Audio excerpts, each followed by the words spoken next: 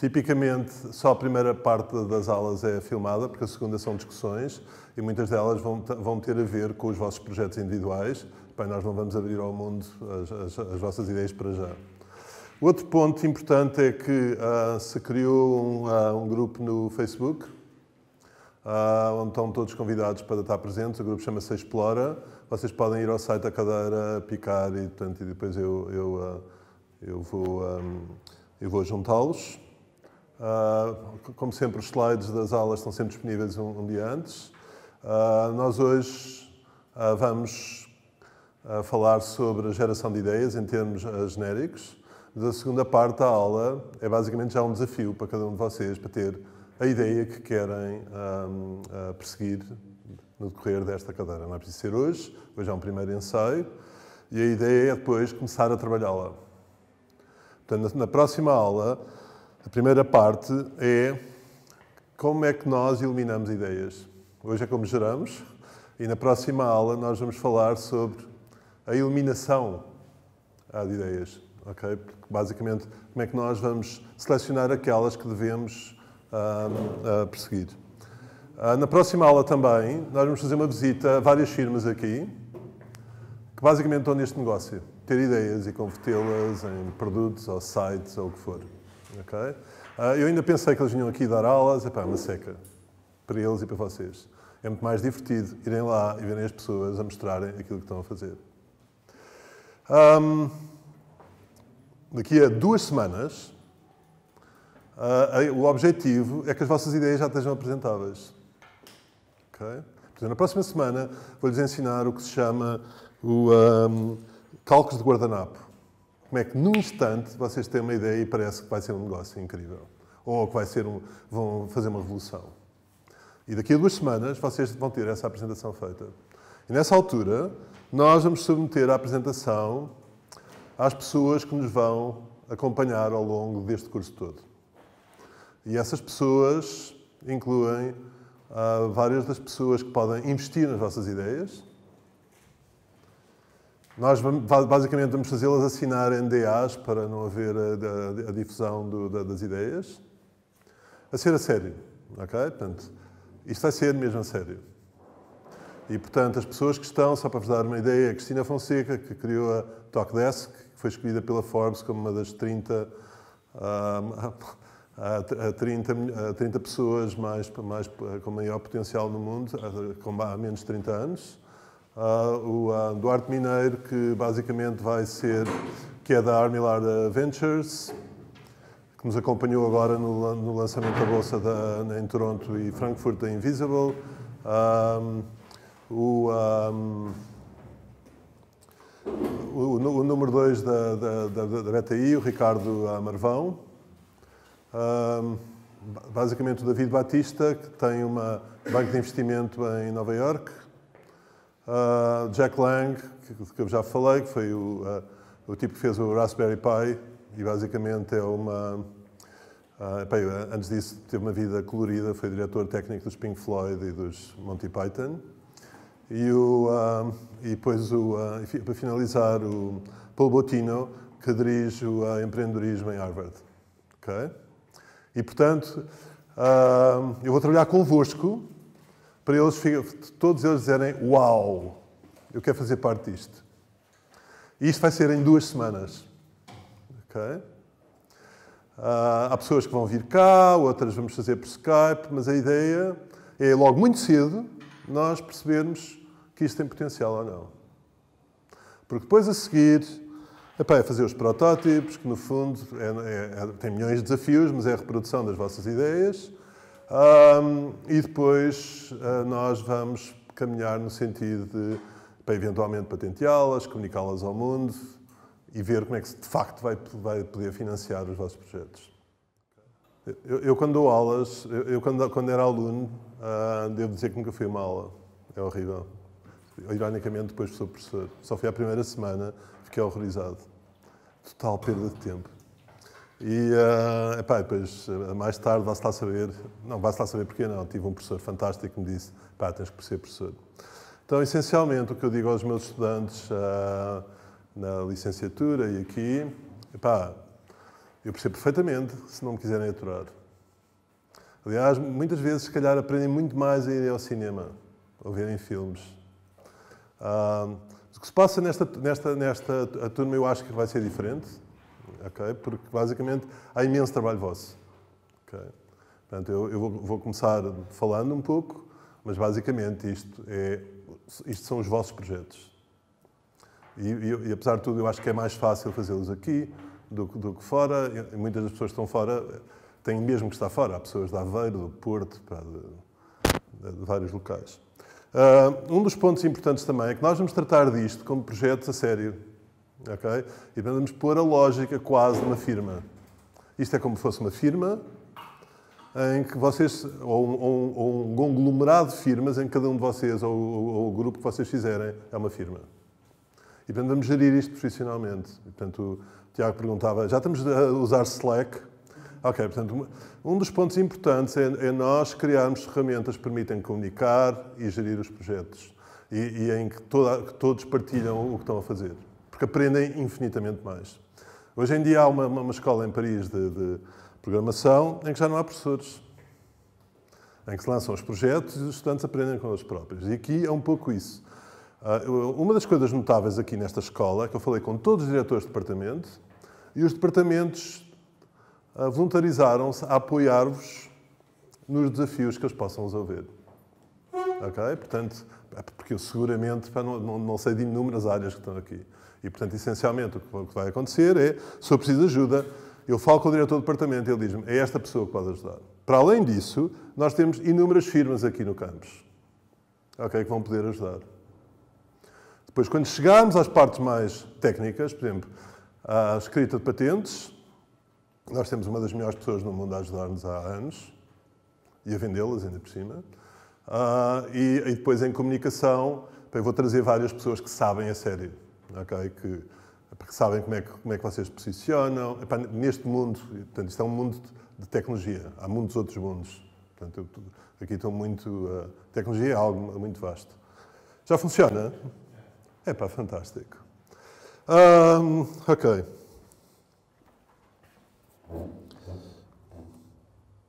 Portanto, essencialmente, eu vou falar muito brevemente sobre a geração de ideias, cobrindo os modelos de inovação. Algo que é fundamental para se criar ideias, que é ter tempo. Como é que nós gerimos o tempo para ter ideias? Os bloqueios conceptuais. Basicamente, esta parte vem de uma cadeira na Universidade de Stanford, de um professor chamado James Adams, que escreveu um livro que ficou famoso nesta área de resolução criativa de problemas, a Conceptual Blockbusting.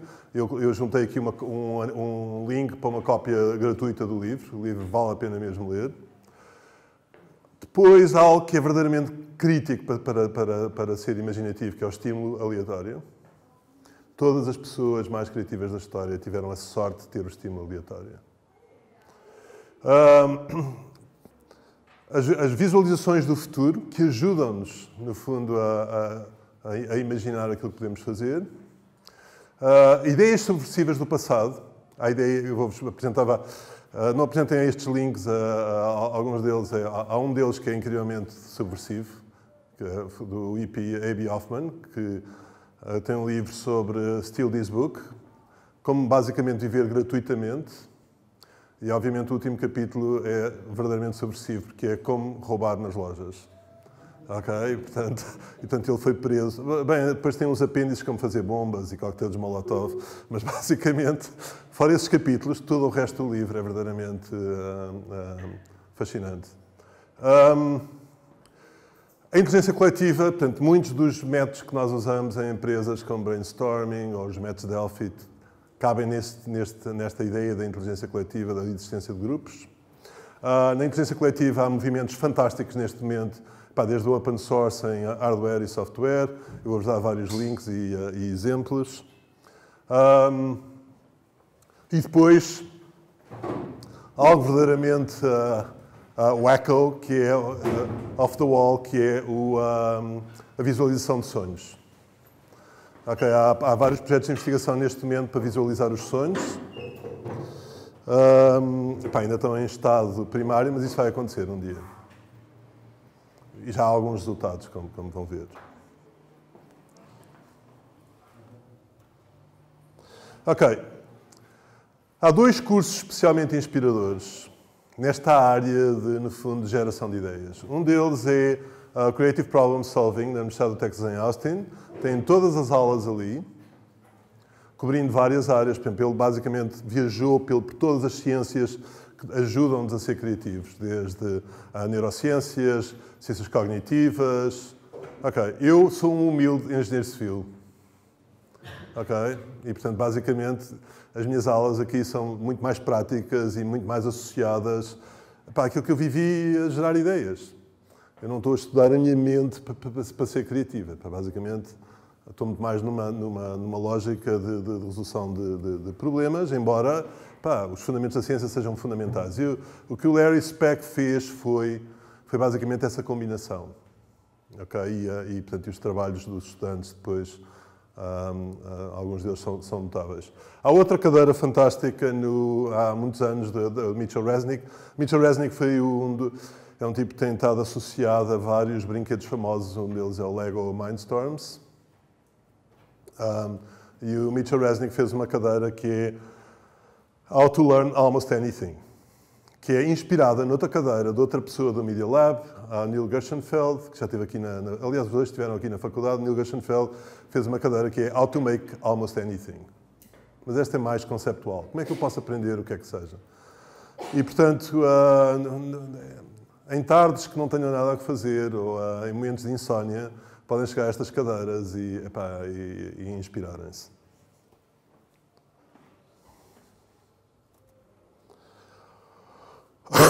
Ok, eu fiz parte de um grupo de empreendedores que ajudou ao desenvolvimento do European Institute of Technology.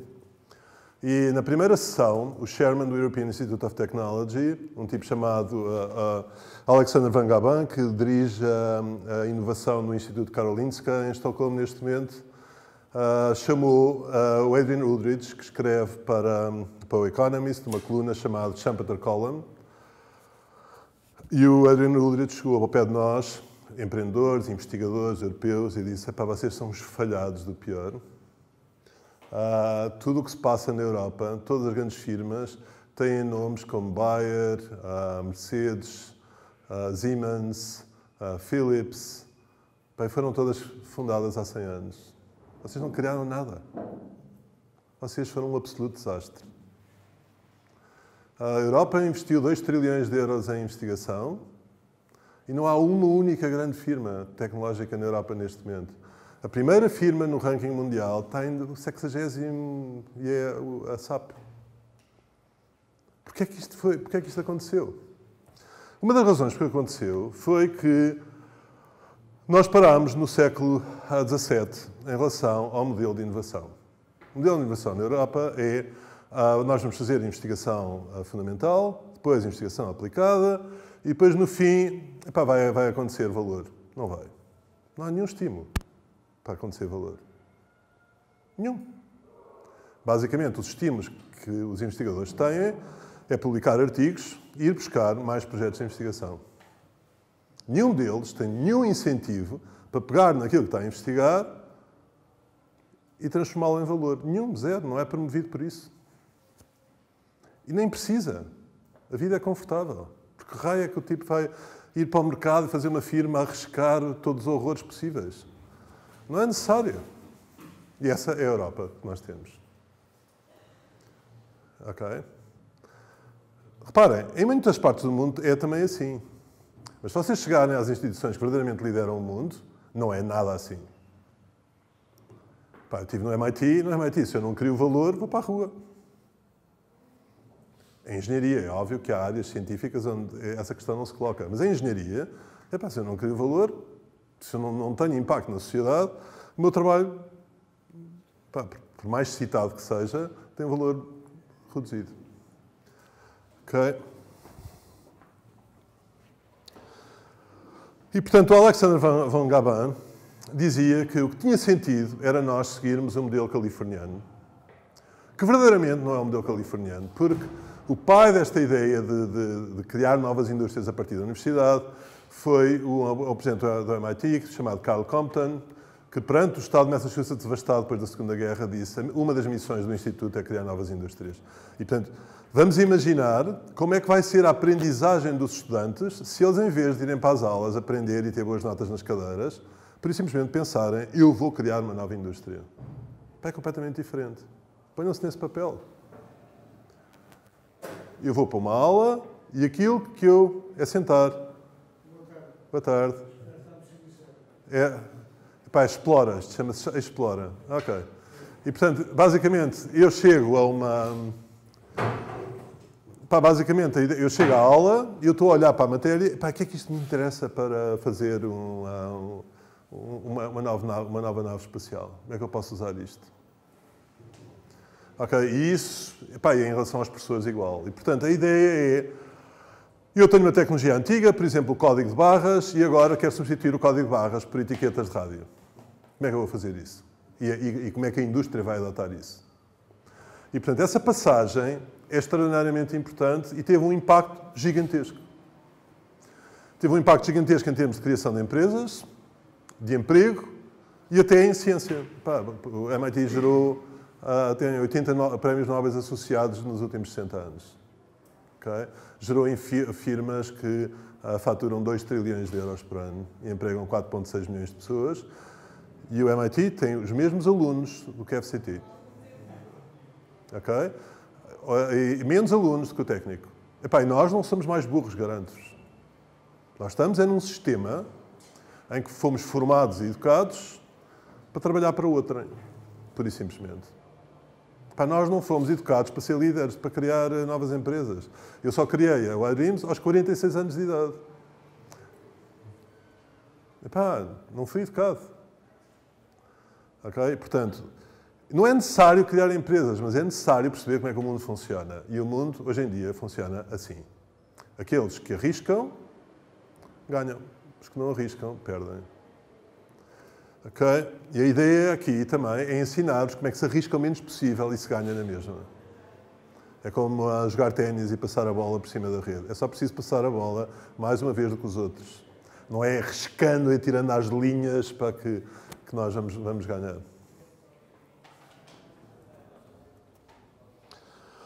Ok. Quando nós criámos o laboratório de realidade virtual aqui na faculdade, resolvemos... É possível fechar a porta, se calhar.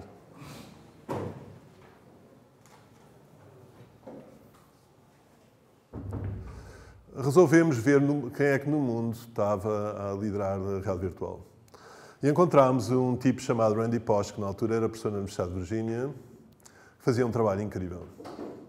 Ele foi o primeiro em realidade virtual a criar novas interfaces. Por exemplo, ele fez o World in Miniature. Eu tinha um globo, apontava para o globo, estava nos óculos de realidade virtual e era transportado a esse local do globo. Foi ele que fez o tapete de Aladdin para a Disney. Okay? E foi com uma enorme tristeza que eu vi que ele morreu cedo. Randy Pausch ficou famoso porque fez o vídeo com a última aula. Ele tinha cancro de pâncreas e decidiu despedir-se dos alunos com uma aula que ficou célebre. Vão chegarem ao YouTube, tem dezenas de milhões de visualizações. E também, antes disso, fez um curso chamado Time Management Talk. E basicamente esse Time Management Talk é um curso ultra prático. Os miúdos na Holanda, por exemplo, no 3º ano da escolaridade, têm uma cadeira chamada Processo, que os ensinam a serem eficientes. Se eu faço uma reunião, como é que eu vou gerir a reunião? Randy Pausch recupera muitas dessas ideias básicas e práticas que existem no mundo, mas uma das partes mais importantes é a ligação da gestão do tempo com a criatividade. Se eu não tiver blocos de tempo para pensar, nunca vou ser criativo. E o que nós temos hoje na nossa vida é a interrupção constante. Constante. Nós temos mensagens de milhares agora é WhatsApp, Skype, Facebook, milhões de mensagens, mails, continuamente. A coisa mais fácil no mundo é nós vivermos agarrados àquilo que nos chega, aos inputs, e para ir responder. E dá-nos esta sensação fantástica de estamos a fazer alguma coisa. Verdadeiramente não estamos. Porque verdadeiramente as ideias criativas precisam de tempo e, por isso, gestão de tempo é extraordinariamente importante. Nós temos que arrumar blocos de tempo para poder pensar.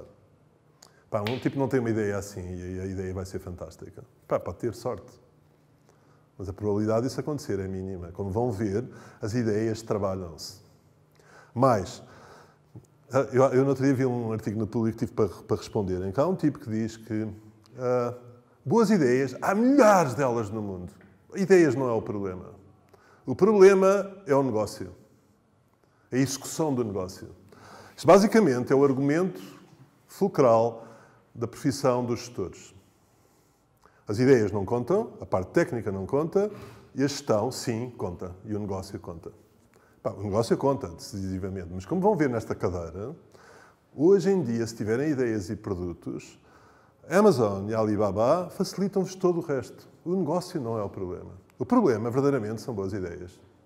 As ideias é que são o problema. Ter boas ideias é extraordinariamente difícil. Boas ideias neste sentido, terem impacto. Mais tarde. Não é nada verdade que há milhões de boas ideias. Não há. Para ter boas ideias é preciso esforço e é preciso tempo.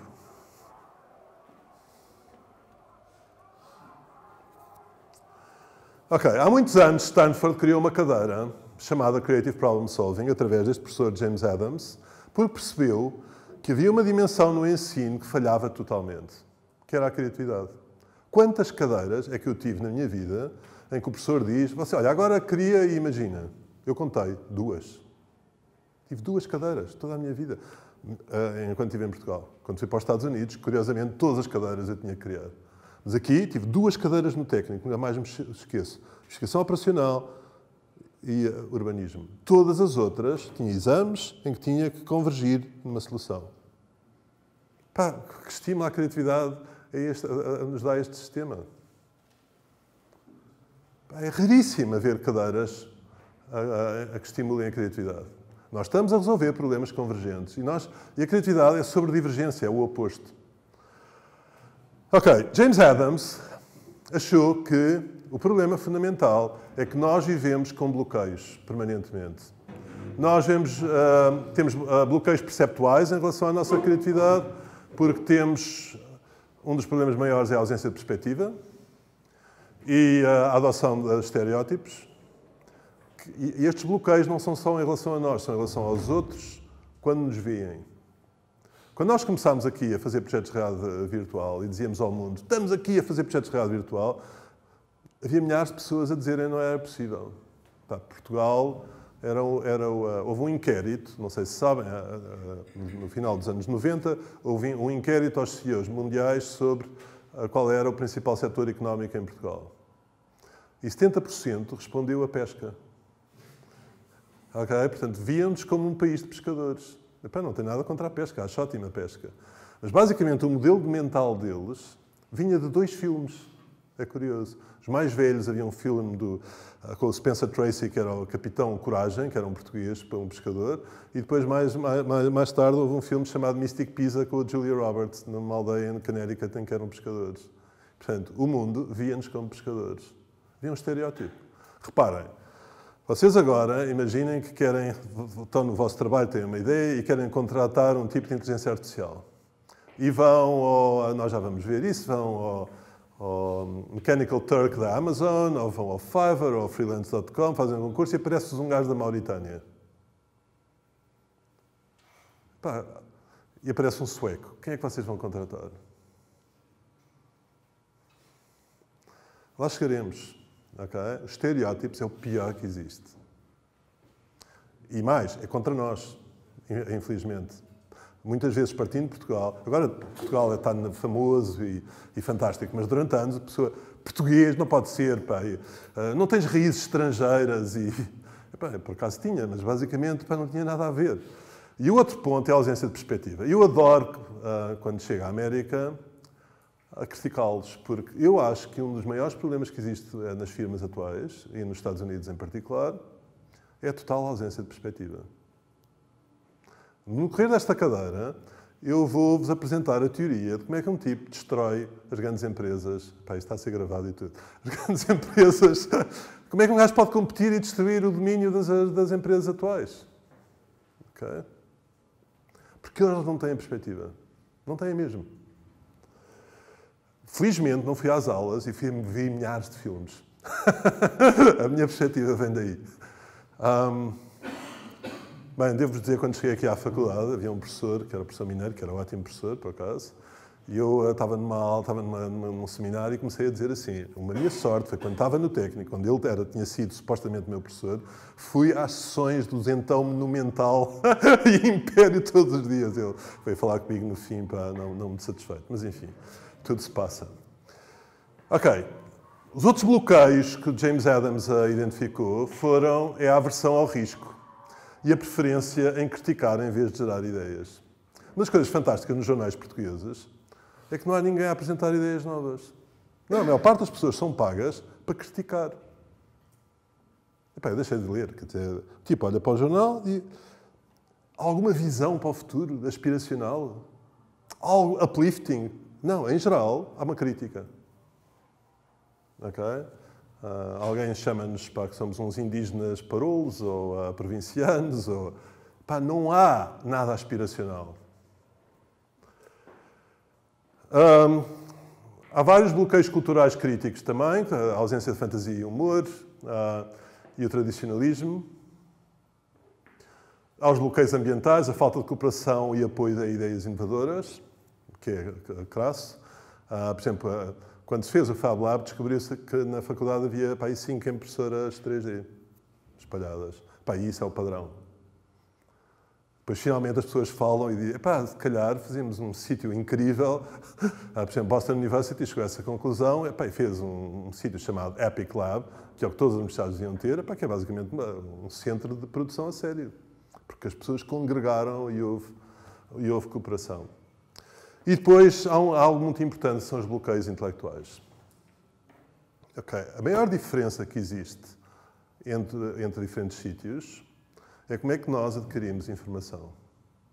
Se vocês estão num local ultra rico em geração de informação, vocês aprendem a informação por osmose. Vocês não têm que ler nada.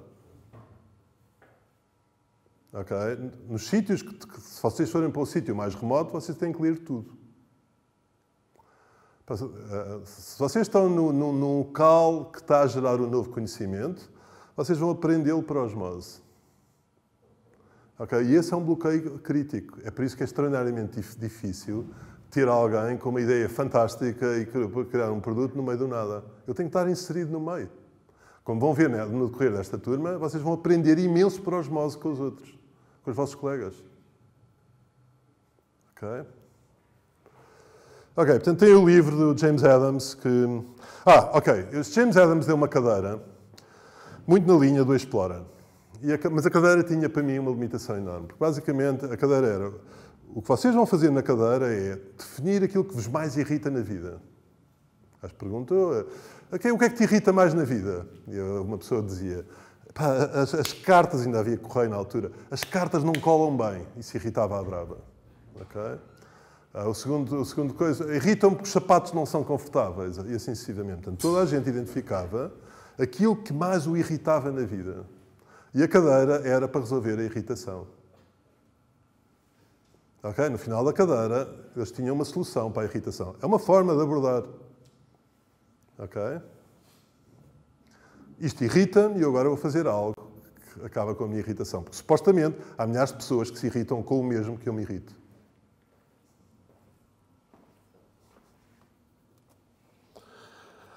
Ok. Como é que nós geramos ideias? Eu acredito brutalmente no estímulo aleatório. Okay? Eu escolhi 3 pessoas e sites que vos mostram esta dimensão do estímulo aleatório. Percy Diaconis é um matemático famoso que aos 15 anos fugiu de casa para ser ilusionista. E durante 10 anos viajou por toda a América em bares a ser ilusionista.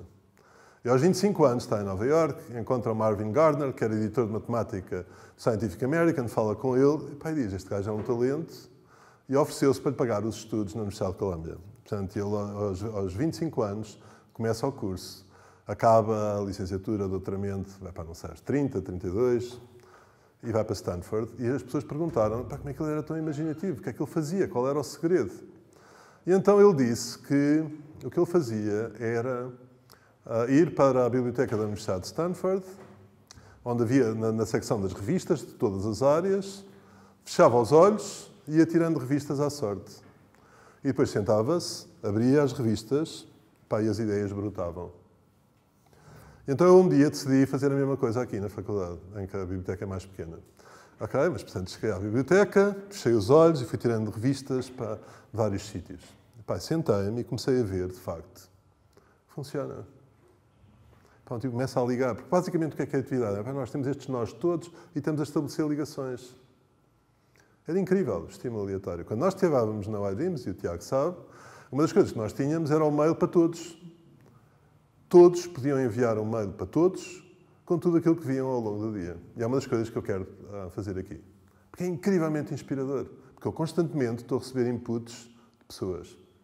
Eu não posso ser interrompido quando estou a criar. Portanto, há umas horas em que eu não posso ser interrompido. Mas nas outras, é fantástico ter inputs de todo lado.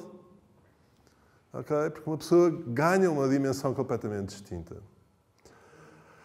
Eu depois estudei em Virginia Tech, e em Virginia Tech havia este professor, que depois transformou-se numa lenda, chamado I.J. Good, que foi o tipo que ajudou o Alan Turing na guerra a descodificar o código alemão. É um gajo que entra naquele filme Waiting Game, nunca sei, é do Waiting Game.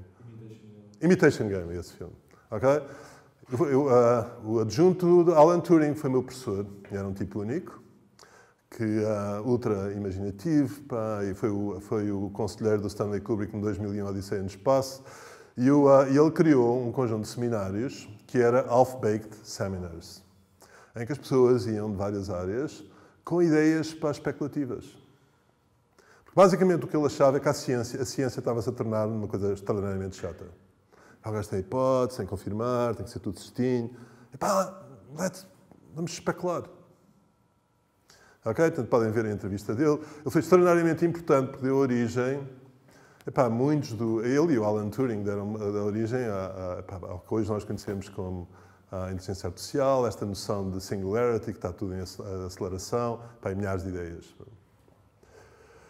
Ok, e depois há o Steven Wilson, que morreu, infelizmente há pouco tempo, mas deixou o site mais louco de links que eu já vi na vida. Bom, o site é totalmente desorganizado, mas tem links de todas as áreas possíveis, de arte, ciência, cultura e tecnologia. Okay? Ele morreu há 3 anos, portanto o site não está updated, mas funciona. Estimula enormemente ver os links e os sites e os grupos que existem no mundo inteiro. Okay? E, portanto, se há algo importante, é o estímulo aleatório, e umas coisas depois vamos definir quando é nas ferramentas, é nós temos este estímulo constante. Okay? Porque vai ajudar todas as pessoas a fazerem algo que para eles neste momento é impensável.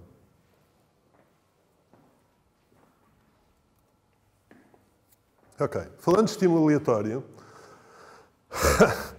há uma vez, este também é um antigo professor meu, John Dickey, disse-me, tu tens que ver aquilo que eu estou a fazer, que é The Idea Machine.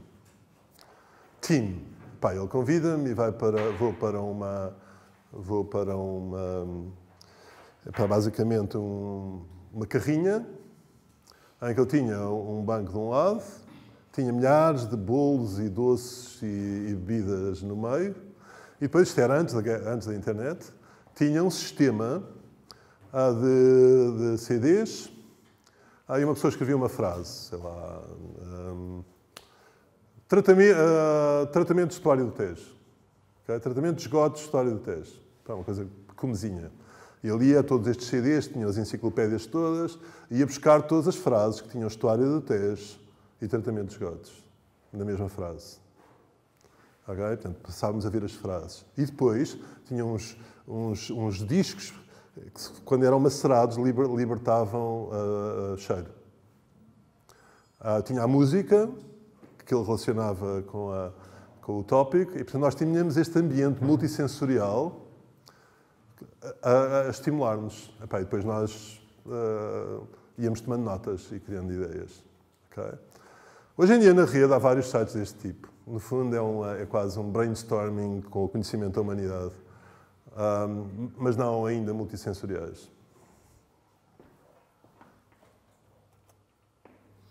Ok. Se há algo importante para se inspirarem, são as visualizações do futuro.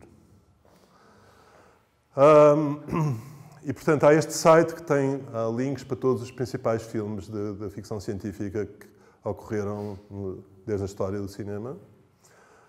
E no Singularity Hub, que está associado à Singularity University, basicamente há análises para todas as áreas, para o futuro de praticamente todas as áreas. A Singularity University vai se instalar em Portugal no campus, em princípio no campus da Faculdade de Economia, no novo campus em Carcavelos, e portanto vai dar cursos. Singularity University o que faz é, para cada área, sei lá, inteligência artificial, robótica, basicamente todas as áreas mais promissoras, tem um estado da arte e identifica as tendências e quem é que está a fazer e assim sucessivamente. Okay? De todos os filmes de ficção científica mais recentes, aquele que mais me impressiona é o Cloud Atlas. Que tira esta imagem. Alguém viu o Cloud Atlas? Ok. Cloud Atlas vale a pena ver, porque basicamente tem lá algo que nós estamos a perseguir há anos, que é basicamente ter ecrãs no ar. Okay? Há muitos anos nós começámos a estudar, quando houve os Masters de Ténis em Lisboa, era novembro e as nuvens estavam baixas, e nós imaginámos que podíamos filtrar a transmissão televisiva e projetar no céu. Na altura eram o Sampras e o Agassi, portanto um gajo andava, olhava para o céu e via o Sampras e o Agassi, projetava a laser e tínhamos esta projeção gigantesca no céu. Okay? Transmitia jogos de futebol. Mas para isso as nuvens tinham que estar baixas, para criar o... Ok, depois conheci um cientista russo que estava a trabalhar em ecrãs no ar, através de bombardeamento de ultrassons e depois projeção a laser. Portanto, ele fazia uma concha e o ecrã estava aqui. Okay? E agora vi que recentemente uns investigadores americanos fizeram a mesma coisa. Isto não é um holograma. Okay? O holograma, e vamos ver no decorrer da cadeira, é algo mais complexo. Basicamente, obriga a fazer a computação de cada pixel de forma que, qualquer que seja o ponto de vista, a pessoa observe o objeto em 3D. Okay?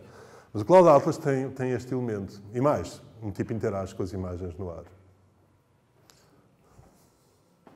Ok, para além de tudo o resto no filme, mas... Ok.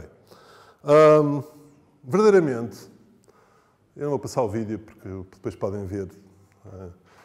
O filme mais louco que nunca foi feito foi o Dune. Eu tenho que passar o trailer vale a pena.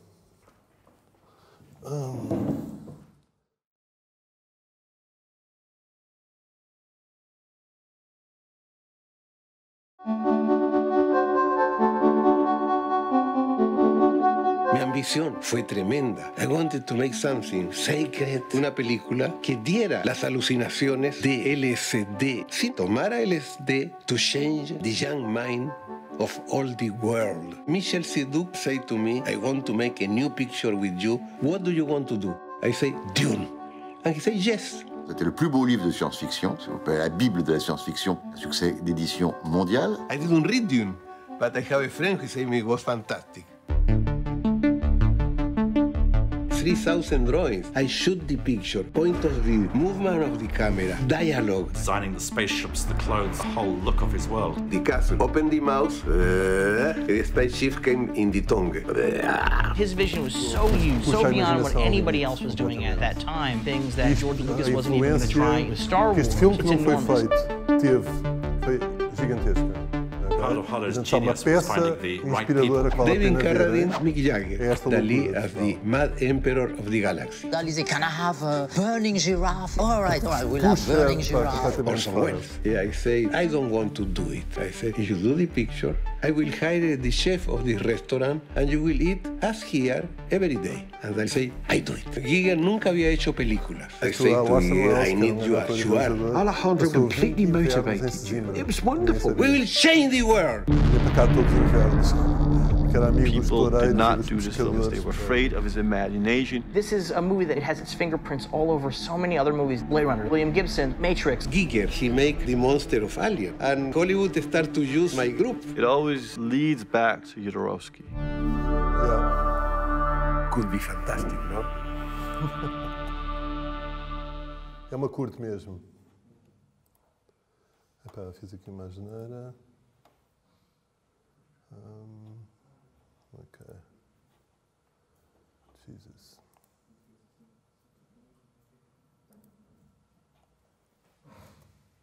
Ok. Se vocês forem para cadeiras de empreendedorismo, o que vocês apanham é isto. É Where is the Pain School? Okay? Vocês têm que resolver algo que satisfaça a procura.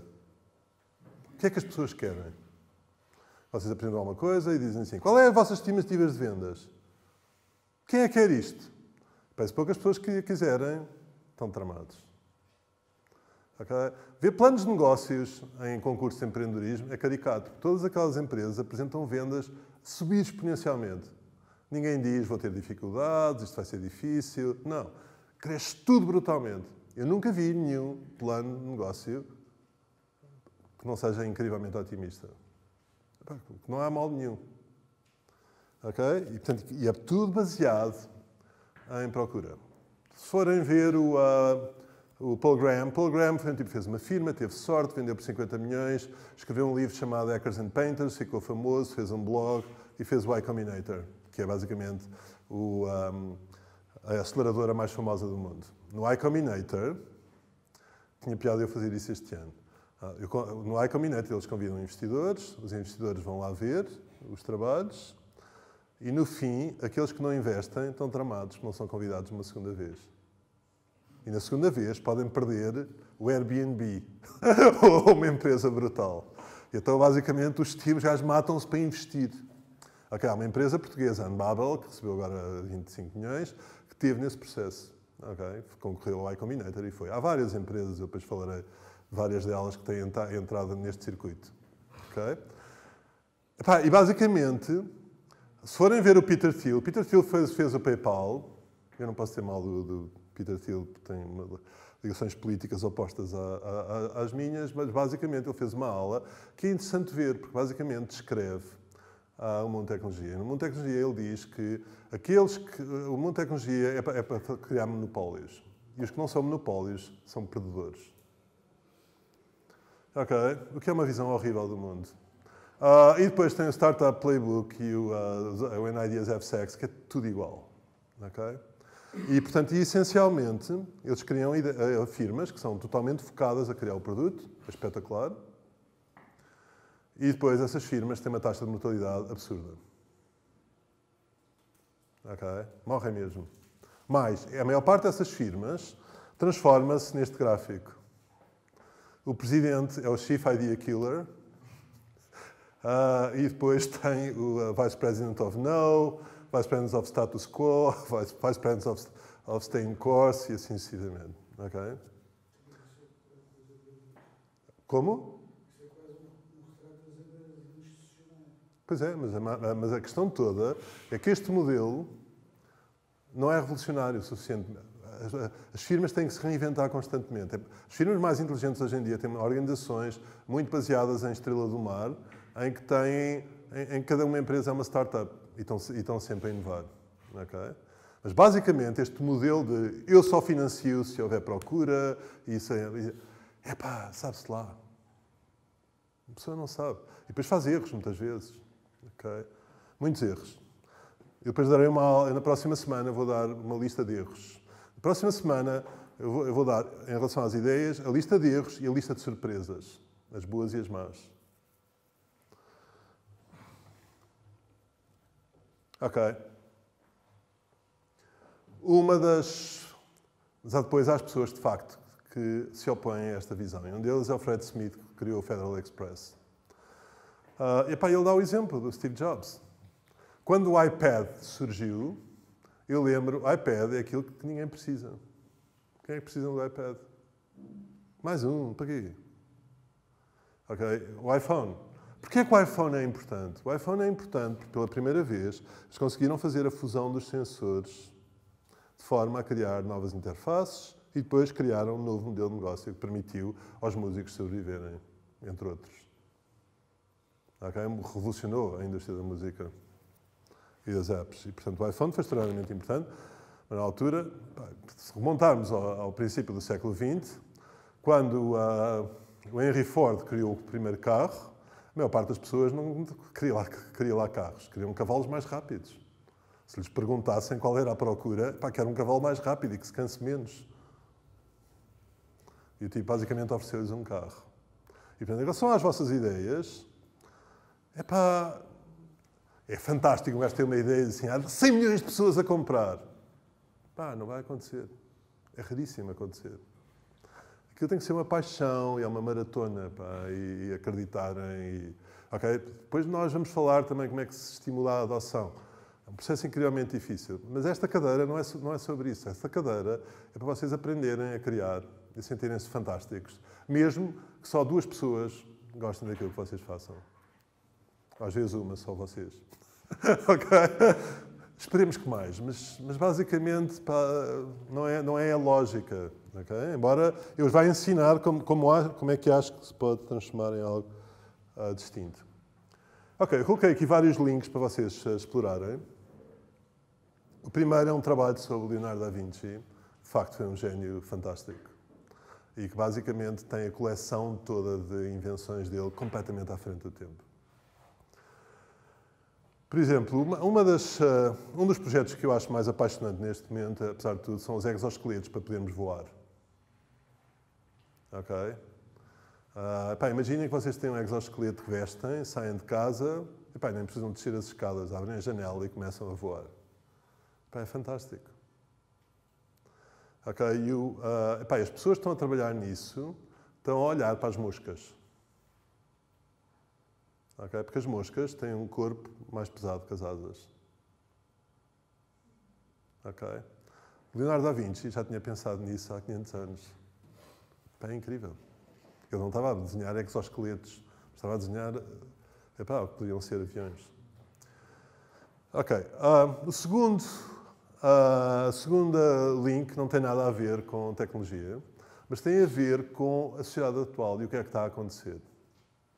E o que está a acontecer, há aqueles textos agora sobre os anarquistas cripto, das CryptoCoins e do blockchain e basicamente o que está a acontecer, em certa medida, neste mundo que está, no fundo, a tornar num mundo incrivelmente distribuído, é algo muito semelhante às ideias de um anarquista do século XIX.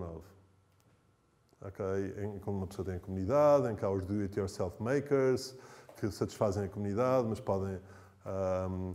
há muitas das ideias que ele tinha no século XIX e que eram completamente utópicas, mas que nesta altura os meios tecnológicos permitem implementar.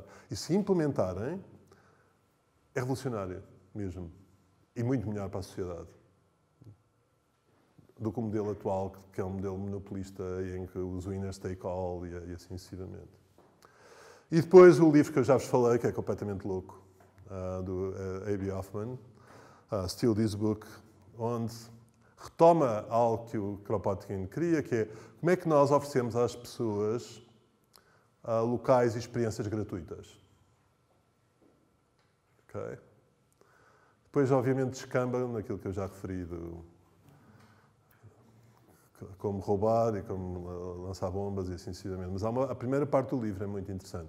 Há pessoas em Austin, Texas, que estão a fazer uma app para os homeless, que têm smartphones, exatamente com isso. Para onde é que eles vão poder comer? De borla, onde é que vão dormir, onde é que... Okay, isto é algo útil. E é outra dimensão, há uma dimensão social. Não estamos aqui a fazer só coisas para, eventualmente, se ganhar dinheiro. Ok. Na maior parte das empresas, quando há uma solicitação, eu estou a falar das empresas criativas, nós fazemos sessões de brainstorming para trocar ideias. E, portanto, nós utilizamos inteligência coletiva, porque os grupos são excelentes para representar papéis, para criar listas. Por exemplo, se nós nos unirmos em grupo e fizermos uma lista de restaurantes na Costa da Caparica, vamos ter um resultado incomparavelmente melhor àquele que cada pessoa individualmente vai conseguir. Grupos são ótimos para fazer listas.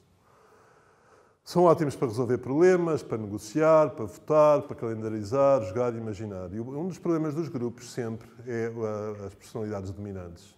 Okay?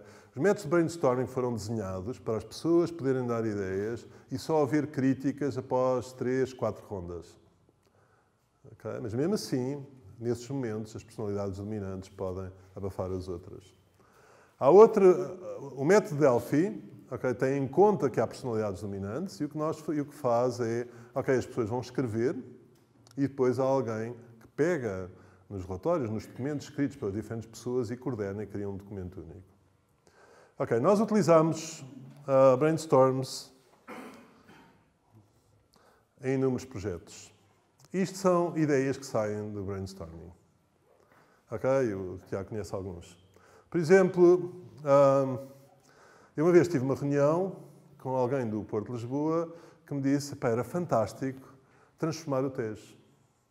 O Tejo, já repararam em o Tejo? É quase um palco vazio.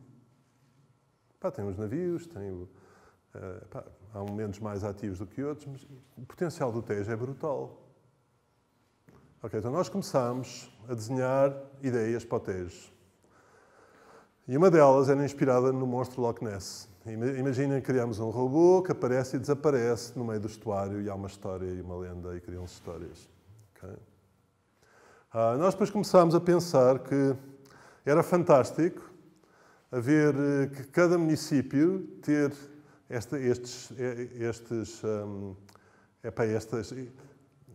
estas estruturas no meio do estuário, que podiam ser restaurantes, bares, centros de visita, museus. Ok, já agora, nós criávamos os veículos para explorar o estuário. Portanto, o estuário transformava-se num laboratório único do mundo. E uma das áreas eram os veículos. Vamos desenhar veículos para atravessar o estuário. Então, eu tive, em tempos, um estudante que estava a desenhar uma moto que voava, por exemplo. E há inúmeras ideias para... Ok, mesmo para o estuário, hoje em dia, há várias ideias absolutamente loucas. Não sei se sabem do projeto do campo de golfe com bolas biodegradáveis. Portanto, um gajo vai para o meio do estuário jogar golfe e depois a bola biodegrada-se. Há ideias para fazer piscinas ao longo de Lisboa. Há as ideias mais loucas. Okay? E basicamente essas ideias saíram do brainstorming. Uma das ideias que nós tivemos foi justamente para candeeiros. Okay? E então uma das ideias foi, quando apareceu o iPhone, nós começámos a pensar, o que é que se pode fazer com o iPhone? E umas ideias eram um candeeiro. Okay? Em que o iPhone era carregado, o candeeiro tinha um motor, rodava, servia para vigilância, para videoconferências e assim sucessivamente.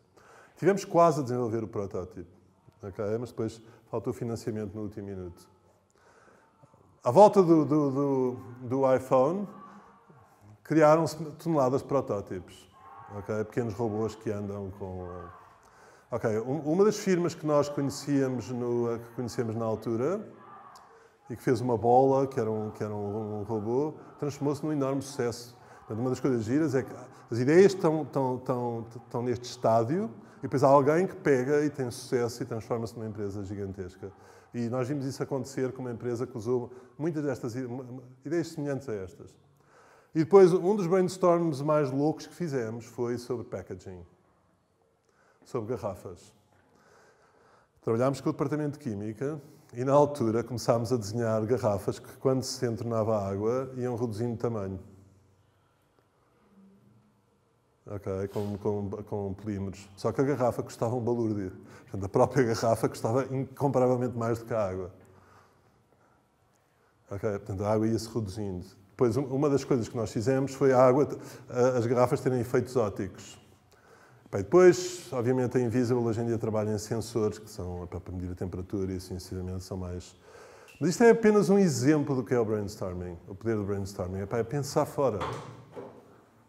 Ok?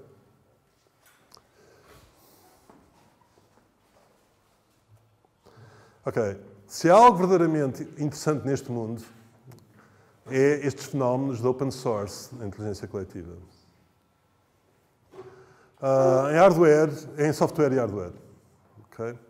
Eu pus aqui 3 links, dos quais 2 estão associados com uma antiga aluna minha do doutoramento, a Catarina Mota, que é o openmaterials.org, que vale imensa pena verem, sobretudo as pessoas de conservação e restauro. É uma comunidade giríssima.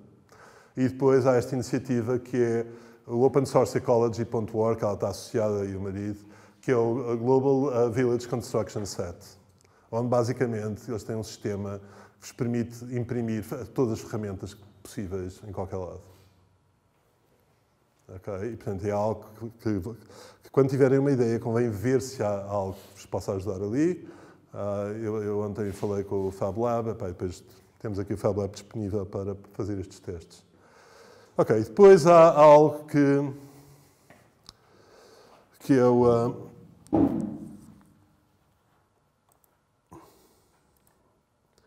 que é The Gig Economy.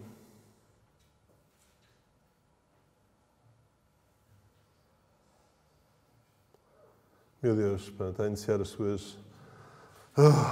suas atualizações. Bem, a ideia é o seguinte, vale a pena verem este site, porque este site sistematiza aquilo que está a acontecer em termos de economia partilhada, em termos de crowdsourcing.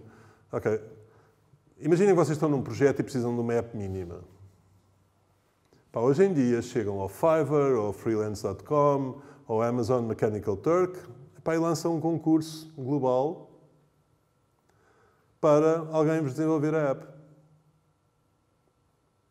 Depois têm várias respostas, há a reputação associada às pessoas, e vocês escolhem.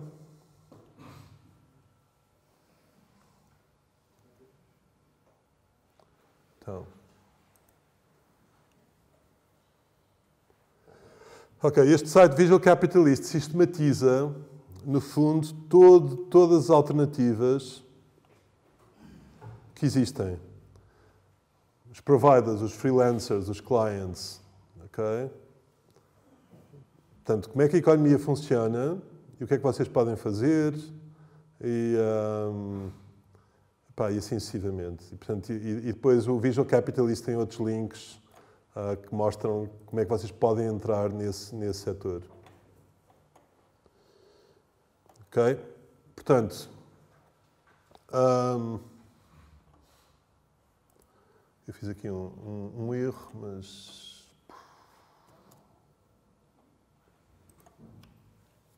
Apaguei o...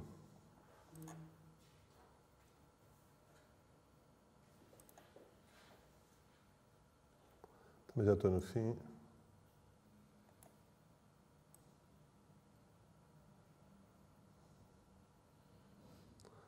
Ok, isto é a cena mais louca de todas. Para acabar. Okay, portanto, houve pessoas que começaram a andar com câmaras e a andarem com aqueles capacetes que permitem fazer eletroencefalogramas em tempo real. Ok? E, portanto, eles andavam pela rua, então conseguiram estabelecer a ligação das imagens com a atividade neuronal. Ok, depois uma pessoa dorme com o capacete, mede a atividade neuronal e vai correlacionar com as imagens que estavam correlacionadas com estes picos neuronais e cria um filme do sonho. Que é horrível. Ok, mas pode ser criativo, um tipo tem um sonho incrível e absolutamente louco. Ok, este é um cientista a sério, hein? Este Gallant Lab é da Berkeley e basicamente ele usa ressonância magnética para fazer brain imaging, a sério. Há vários tipos, há um grupo japonês, há um grupo em Princeton, onde está um português, há várias pessoas nesta linha. Okay? E é uma linha como qualquer outra e neste momento é uma curiosidade, não aconselho a ninguém. Nós temos estes aparelhos, se quiserem. Vocês podem andar com... Temos uma das pessoas que vai ajudar no curso, que vocês vão conhecer para a semana, tem um desses... eu trabalho com a Fundação Champalimau, tem um desses capacetes, um tipo anda e está a ver o engagement. Ele está a fazer uma tese em que cria mapas das cidades baseadas no intellectual engagement, que é obtido através da atividade neuronal. Mas, enfim...